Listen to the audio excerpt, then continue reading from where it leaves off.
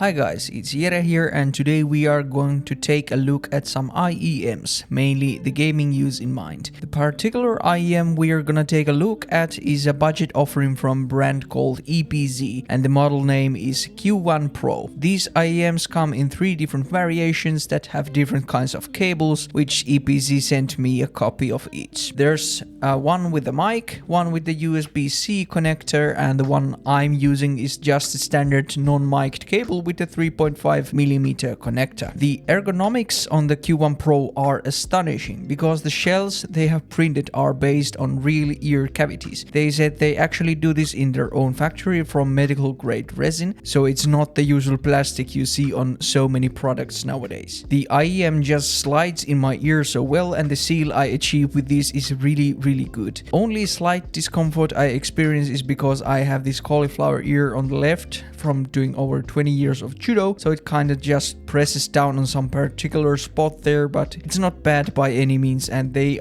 still are the most comfortable IEM that I've tried. And yeah, I imagine most of you guys don't have this ear problem, so you can be certain the comfort is great with this. If we take a closer look at the shell, we see that there is a vent on the back, so the excess pressure created by the dynamic driver can escape properly, and the connector holes are recessed inside the shell, which is a nice quality feature. The stock cable on the non-mic'd version is actually pretty good and flexible without any noticeable microphonics. It is nicely braided and does its job well. Currently I drive my usual IEMs and headphones mostly balanced with my Qdelix 5K amp deck, but for this review I stuck to the stock cable and stock tips to not alter the sound in any way. And speaking of the stock tips, they are actually pretty good and come in a pouch with one of each size, S, M and L. I found the medium tips to be the most comfortable for my ears, and they are pretty similarly sized than other medium tips on the market. The silicone on them is pretty light and flexy, so they offer a pretty comfortable experience, and I've actually had no need to swap those for the spin fit tips I usually do with my IEMs. Then let's talk about the most important part of the IEMs, the sound. And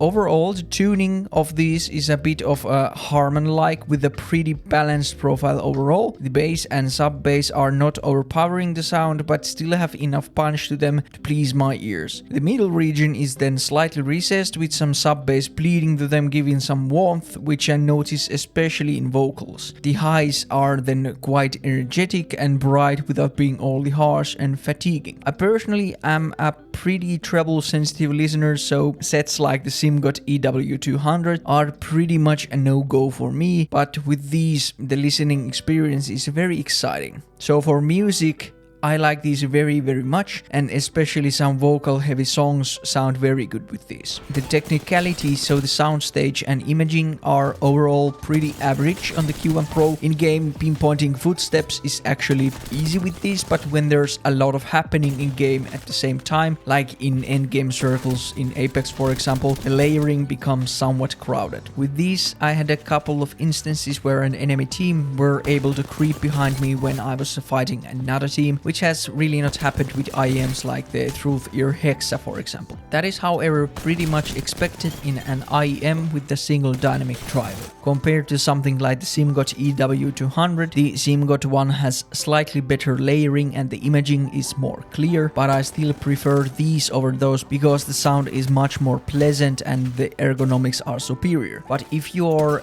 not very sensitive to treble, then the EW200 could be a better pick for you. And as for the user experiences, I've used these for around 2 weeks now, and I gotta say that these are the first IEMs that I can use for 8 hours non-stop, which is a pretty big deal for me. The tuning is very pleasant to my ears listening to music, and generally I can perform pretty well with these in games. It's just those very chaotic end games in Apex where the weak parts of the technicalities come to play, which is something like the Truth Ear Hexas excel at for me. But these are currently my comfort pick, which I mostly go for when I'm just listening to music during work and at the gym, or when I'm just aim training or doing very casual gaming. for the price these go for, which is 38 euros with free shipping from their AliExpress store. These are kinda crazy considering the build quality, comfort and sound profile, and are definitely a worthy upgrade from your traditional gaming headsets, or worth considering if you are someone who has not used IEMs before and wanna see how they work for you. But I think that is it for this review. Thanks for watching and see you in the next one.